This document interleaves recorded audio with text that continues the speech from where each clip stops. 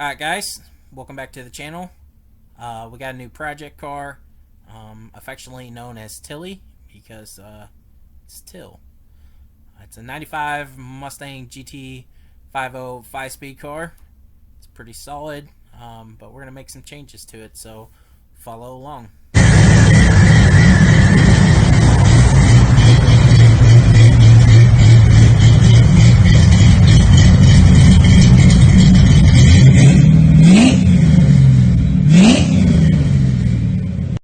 Alright guys, so meet the new project car. It's a 1995 Mustang GT 50 5-speed car. Excuse the heat, it's cold outside, so I gotta leave that on. But the car, when I got the car, it was supercharged. It had an unknown cam in it, had an Explorer intake on it. The car ran insanely rich, and I knew that Powerdyne supercharger wasn't going to do what I wanted to in the long run. So I went and took that off, sold it, got some other parts that I needed. But motor in the car now does run, and it seems like it has good oil pressure, doesn't knock or any of that stuff. So I'm going to go ahead and pull that motor, but we're going to keep it for when our next motor blows up, because we're going to beat the holy crap out of it. Speaking of the next motor, it's going to be a super simple Explorer motor. It's a GT40 motor, 3-bar heads. Out of an early 97 Mountaineer, actually. Supposedly has 160,000 miles on it. Basically all we're going to do is we're going to yank all the Explorer related crap off. We're going to throw some springs, valve springs in it, and I got an Anderson N9 or N41 cam to go in it, and that should make it a pretty solid NA combination for the car. Most of those setups make about 280. They can make up to 300 or so to the tire. I'm going to spray it with like a 150, 175 shot. So it ought to run pretty good on some nitrous. But right now, I am going to finish stripping all the Explorer crap off of it. And as far as the front accessories go, I'll probably pull the intake.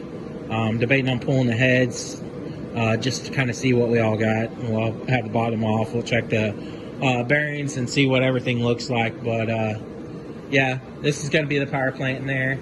That should be good enough to run the car into the high 12s NA and probably 11s on some juice. So that's what we're going to go for. Anyways, that's the new project.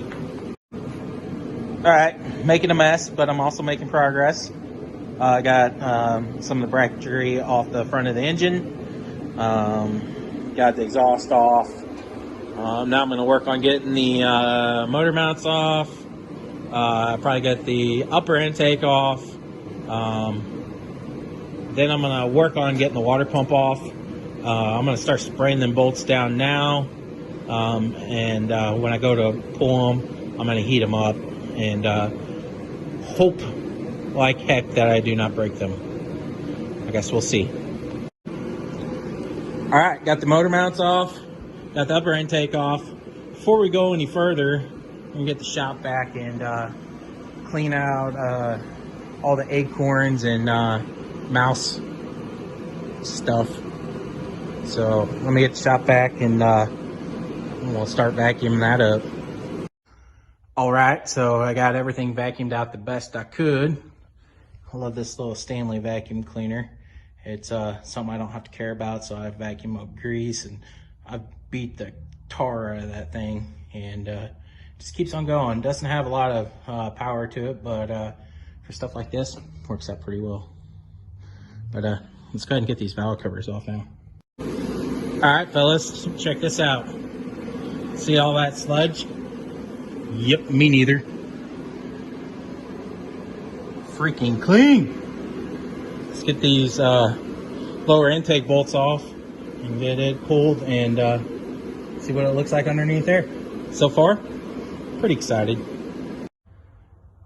Well, I can't say that I'm too mad about this. Man, I have found no sludge in this engine. None. It's awesome. So I think we're gonna stop here for today. I'm gonna go ahead and squirt all the water pump bolts and timing chain cover bolts as much as possible, and I'm sure we're probably gonna still break some of them, but we did break 2 intake gaskets, or intake bolts, these 2 front ones that always break, but they broke off with enough meat sticking out where I can weld something to them and heat them up and twist them out, so no big deal. But yeah, tomorrow we'll take it down to a short block, pull a couple bearing caps and see what we got. If everything looks good, we're just gonna slap it together with fresh gaskets, upgraded valve springs, and that Anderson N41 cam, and she ought to scoot.